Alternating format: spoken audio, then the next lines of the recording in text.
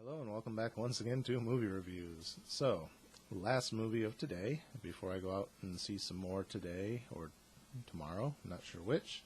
Hopefully I'll finish these up in time to do that. So the final movie I went and saw was, again at the second run theater, was The Visit, which is something I wanted to go see a while back, and it was in and out of the theater so quick I missed it. But I wanted to see it and saw it was still at the second run theater, and that was the main reason I wanted to go over there, was just to see this one. So I finally got around to seeing it, and I wanted to see this just because of how crazy it seemed, because it almost seemed like it was a modern telling of Hansel and Gretel in a way, from the way the previews made it look. So I was like, what is that about? So I wanted to go see it, and like I said, it was in and out so quick I ended up missing it, but I did finally get to see it, and honestly, I wish I had waited another day to see it, mainly because there was quite a few people in the theater, which I wasn't expecting, because like all day there'd been like maybe two other people in the theaters with me. For some reason, this was the movie that happened to get packed, and I had people sitting behind me that would not shut up. They were talking through the whole movie. They eventually ended up getting kicked out because like 4 people went out and complained that they wouldn't shut up, and security had to come in and remove them. And then they were arguing with security, and security's like, "Well, you need to shut up and just take your ass out in the hallway because these people are trying to watch a movie." So they ended up getting escorted out, and you could still hear them yelling all the way out in the hallway. Then there was another guy behind me that overreacted to everything. Like every time something happened, he's like, "Oh hell no! Oh hell no! Oh hell no!" And it's like, come on, man! Just you're as bad as those girls that got kicked out of here for talking. Shut up. And then there was another girl down to the side of me, in front of me, like, over this way, who wouldn't put her damn phone away. She's sitting there like, as soon as the movie started, she pulls out her phone and just starts like scrolling through Facebook, and it's like, really? You didn't have it out for the entire fucking previews, but now as soon as the lights go down, the movie's about to start, you're going to play with your damn phone. And anytime the characters are on screen just talking and having conversations, she's sitting there scrolling through her phone. And then as soon as there's something going on where everyone's like, she's like, oh, lifts up and puts her phone down. And then she'll sit there and watch the movie for a couple minutes, and then as soon as they go back to talking, she's like, it's like, really? I know you only paid $2 to see the movie, but other people are trying to watch the damn movie. The light from your phone is distracting. Put the fucking thing away. It's like, she was doing it while the guy was in there telling the other girls to get out. I'm honestly surprised he didn't tell her that she needed to put her damn phone away. But I guess he's busy arguing with those stupid girls, right? Then you had other little kids that kept running around, and I guess their parents were sitting down front and they were sitting in the back, so they had to keep running up and down to tell mommy and daddy something. Oh, we gotta tell you this, we gotta tell you that. Just sit down and watch the fucking movie. So I was tempted to get up and leave and just be like, hey, can I get my money back because I can't watch this with these people, and I'll just come back and see it tomorrow or something. But I ended up seeing through it, and I ended up enjoying the end of it. But like I think I would have enjoyed the first part a lot more had I just rented this one and watched it instead of trying to see it in the theater with all these dumb fucking people. Which is really why I hate going to the theater. Like, I pay all this money, and then you always have somebody acting like that in the theater. Either somebody won't shut up, someone's playing with their damn phone, people are running around, yelling. Anyway, I do these reviews for you guys. Can't you tell? Yeah, so, anyway, what did I think of the movie? I liked it. The pacing of it was a little off. It was sort of a found footage movie, but not really. It was an interesting play with the found footage thing, but at the same time, it's like, POV shots on everything, which, yeah. But like the overall story kind of played out kind of interesting. The fact that it was a POV shot, they were able to do a couple jump scares that you knew they were coming, but they earned it. Yeah, so basically the story is this lady has 2 kids, and she's been estranged from her parents for a few years. Her parents reached out to her, said, even if you don't want to talk to us for whatever reason, we'd like to meet our grandkids. Can they come stay with us for a week? And it turned out that was the week that her new boyfriend was going to take her on a cruise, so it happened to work out. She asked the kids, they said, yeah, we'd like to go meet our grandparents. So they made arrangements. I don't know how they made arrangements because apparently she still had never talked to her parents at this point. So the daughter's an aspiring documentary filmmaker, documentarian, whatever I was going to say. So she's like, well, I'm going to film the whole thing, and then what you can kind of see how your parents are doing and whatnot, and it's a way of checking in on them and seeing how they're doing without actually having to talk to them. So the grandparents are okay with it. They show up and they're explaining like all the cameras and stuff, and the grandparents are kind of cool with it at first. And at first everything seems kind of mellow. Grandparents are a little awkward, but they're grandparents. They don't understand the new technology and stuff like that. And then at one point it kind of seems like the grandmother intentionally breaks the laptop because she's fine with filming, but then the live webcam that they use to Skype with their mother while she's on her cruise, the grandma spills some crap on it, and then she's like, I'm sorry, I was cooking and I accidentally spilled some batter on your computer, and I tried to clean it off, and I think I ruined it. And all she really ruined was the webcam because she used oven cleaner, which kind of melted the plastic and hardened the batter onto it in a way. I don't know how that happened, but they had to scrape it off with a toothpick to get it to work again. So through the whole thing, the mother can't really communicate with them visually, but she can talk to everyone. And she really only talks to the kids. They're never like, oh, hey, Grandma, say hi, because she knows that they're estranged from each other. So then things start to get weird. At one point, they're all friendly, and then the kid's filming his grandfather across the field. He's like, hi, Granddad. And Granddad kind of gives him this dirty look and kind of walks away screw you, kid. So I was like, oh, that was a little weird. But then later on, he's in the house and he's fine. Then they start to notice the grandmother does this sleepwalking thing where she was out in the hallway banging on the wall or something like that, and it woke them up because at first they're like, we're old people, we go to bed around 9:30, so don't do too much wandering around after that, and it's because turns out the grandmother has a form of dementia. Spoilers, by the way. So she kind of walks around, bangs into stuff, and then the granddad's just kind of if you're in your room, she doesn't know that you're there, so she'll kind of ignore you. You just kind of have to ignore her. And one thing it never shows is where he's at when all of this is going on, because you'd figure he hears her banging on the walls and he would get up and kind of guide her back to her room or something, but he's just kind of gone. So maybe he's just a heavy sleeper. But then it starts to freak him out a little bit. And then the one boy decides, I'm going to see what Grandpa does in the shed. So he goes out into the shed after Grandpa leaves, and he finds, spoilers, this pile of shitty diapers. He's like, oh my God, that's so gross. So then he's kind of talking to the grandmother about it. And she's like, well, your grandpa's old and he has incontinence and he's ashamed of it. So whenever he has his accidents, he goes out to the shed and hides it. And, then he comes back in and, he's back to normal. So that's probably why he gave you a weird look when you were out there that day. So then the grandmother starts acting more and more demented, so then they're talking to the granddad about it, and he's like, yeah, she has this dementia, it's really sad. So basically it seems like there's these two grandparents whose both of their memories are starting to go, but they are trying to watch over each other in a way, so it's wow, this is a really fucked up situation. So then as it goes on, things start to get more and more weird. It seems more like the grandma's kind of freaking out. At one point they're like, let's set up a camera in the living room and just kind of have it filmed so we can see what goes on at night. And we'll just stay in our room. We won't come out like we had been doing. So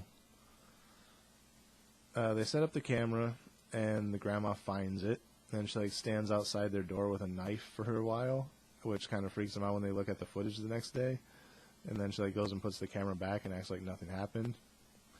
Then there was something else going on the following morning, so they went to, Grandma was sitting in the rocking chair laughing, and the granddaughter thought she was watching TV and laughing at it.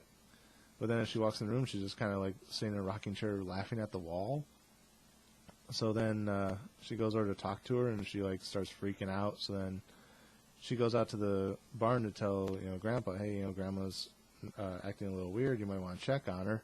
And she walks in, like, the granddad's got a shotgun in his mouth, and she's like, Grandpa? And he's like, oh, I was just cleaning it, honey. And, like, starts cleaning it with this rag.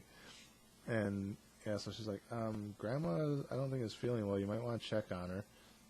Okay, I'll go check on her. You know, so then it's, like, all normal again. And,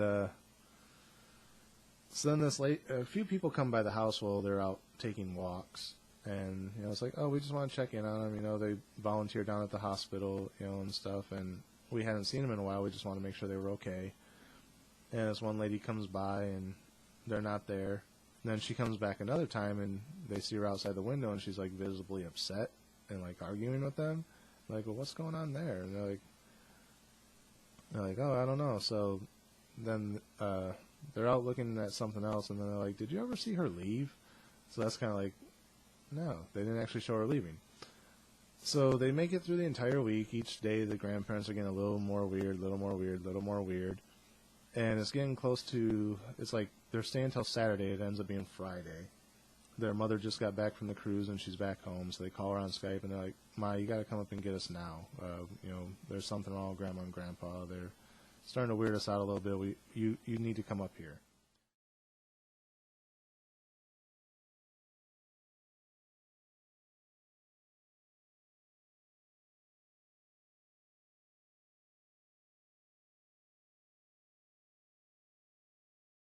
So the mother's on her way, and the grandparents are kind of on to the fact that the kids might be getting on to them. It's like, hey, it's your last night here. You know, let's do something like a family would do. Like, let's play a board game or something. I got Yahtzee. And then the grandma's like, you know, your granddad gets a little competitive with board games, so, you know, you might want to take it easy on him. Well, so then they're like, well, we're going to go take a couple exterior shots of the house for my film, and then we'll be right back in, okay? So get everything set up. We'll be right back. So they go and open up the door like they're going to leave, and that lady from earlier that you never saw left, she's hanging by a tree in the backyard. Spoiler. So they're like, and then like right as they open the door and kind of see it, the granddad closed the door. It's like, hey, we're ready for you. You got the board all set up. You know, let's go. We got our teams picked. And they're like, what was that? And he's like, I don't know. He's like, oh, just come on, you know, let's go play the game. So they're playing the game, and the boy's trying to play it up like he's having fun. Like, oh yeah, I don't really know how to play this, Grandpa, but I'm following what you're doing, you know, and kind of playing up to him. And then the grandma has an episode where she kind of flips out, and then the granddad's like, you know, it's a little after 9. I should probably get her up to bed. And then the daughter's like, I'm going to run upstairs and change the battery in my camera. I'll be right back down. And then the granddad's like, should we just keep playing the game, just the three of us? And, you know, then it kind of cuts up to the upstairs. And the girl's looking around at something. I think she's trying to find a way to get out of the house or something, or find someplace safe. Oh, no. Oh, I almost forgot the best part. Well, not the best part, but a key part of the movie. When they first arrived, they said, you know, we got a mold issue in the basement, so don't go into the basement because we don't want you guys getting sick. So at this point, when the girl went to change her battery, she's like, oh, I'm going to go see what's in the basement. Then her granddad realizes where she's at and comes down there. And then you're like, whoa, wait, I thought he was upstairs with the other kid. What happened to the other kid? So then you go upstairs and you see him just kind of like laying on the ground, holding his head in front of the camera with a big red mark where I guess he got punched. So the granddad takes the girl and throws her in the bedroom upstairs and locks her in with her grandmother. And the grandmother's like flipping her shit and like going nuts and like trying to attack her and everything, and she's trying to defend herself. Then we cut back to downstairs with the boy, who the granddad picks up and gets back on his feet.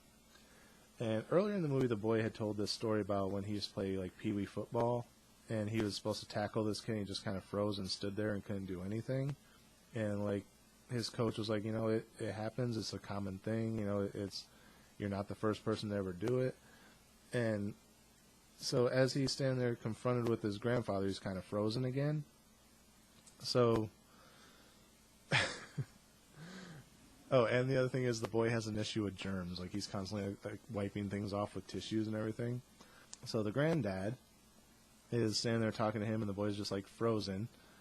And he's like, you know, boy, I never liked you. And it's like, okay, that's kind of odd because you were kind of like friendly towards him other than that one time out at the shed. So then, like, the granddad shits himself again, and he like walks behind the counter where the camera can't see, and he like takes off his diaper and everything, throws it on the counter, and pulls his pants back up, and he's like sitting there just berating this kid for like probably a good 3 minutes, just like,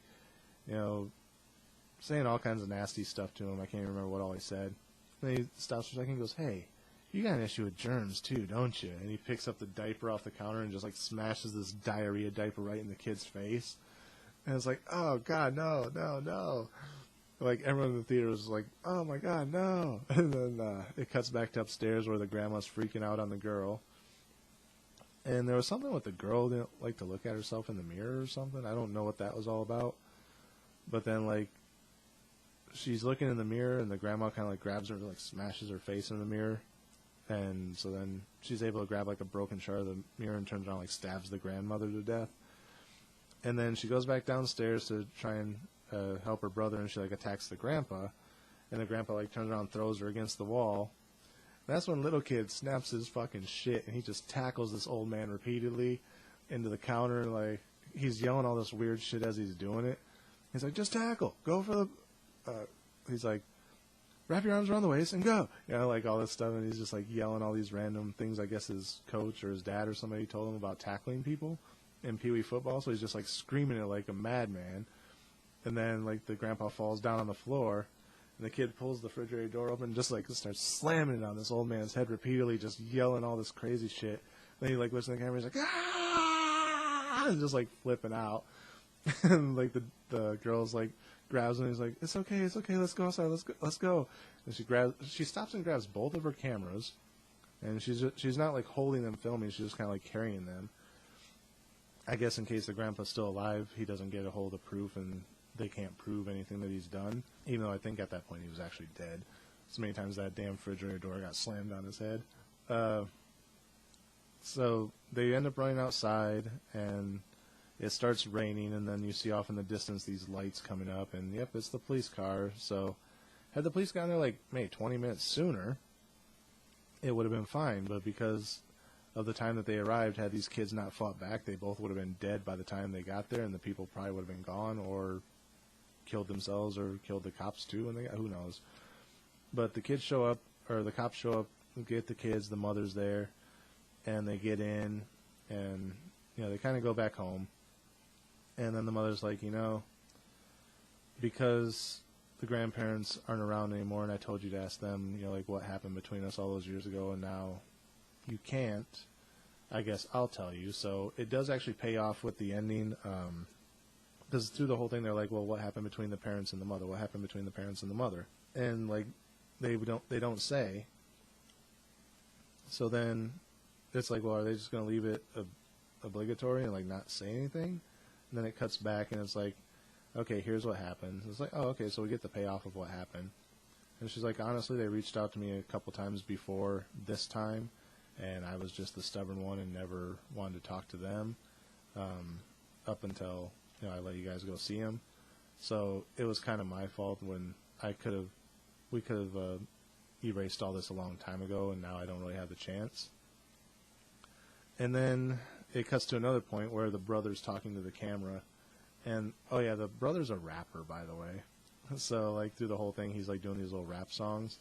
So then at the end of the documentary, the daughter's like, my brother requested that I leave this part in, and it's like his final rap. And it seems like she's kind of getting into it because she's like brushing her hair in the mirror because now she can look at herself, and like she's like nodding her head along to what he's saying. But like he's doing this rap about this whole experience that happened to him, and he's like, I had my diaper, or I had a shitty diaper stuffed in my face, and shit don't taste like chicken, and he's like, it had me messed up for like 3 weeks straight, and he's like telling basically like what happened to him because now he's fine, but like the way he was at the end, it was like, whoa, did he just go crazy? Is he gonna end up in the nut house just like they were now? But he's like, it had me messed up for like 3 weeks, but I'm good now, and blah blah blah blah. So he does this little rap at the end, and that's it. So what would I give it on a star rating? I'm gonna say I'm gonna give this one a 3.5.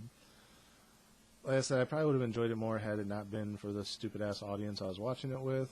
But overall, I liked it. There were like the documentary points, like every time the girl was looking down at her phone, those parts were kind of dragging on, but they were necessary to get to the next part of the movie because it's these kids filming things. So of course you're gonna have like random bits of just them talking. A lot of it could have been trimmed up a little bit. They didn't need to be quite as long as they were in those segments, but they were there for a reason. So I'm not gonna discredit it too much for that. You can't just go straight into horror, and honestly, had it not been the found footage type of thing or like the documentary style thing, and just been like these kids filming around the house, but like I said, that those cameras being placed in the living room do earn a couple of jump scares. Yeah. So as far as a star rating, I'm gonna give this one a 3.5. Like I said, it's kind of a middle of the road film, but the twist ending was good. The psychological twist of it leading up to the big twist, like the whole idea of what the hell is going on in this movie, that made it better than middle of the road.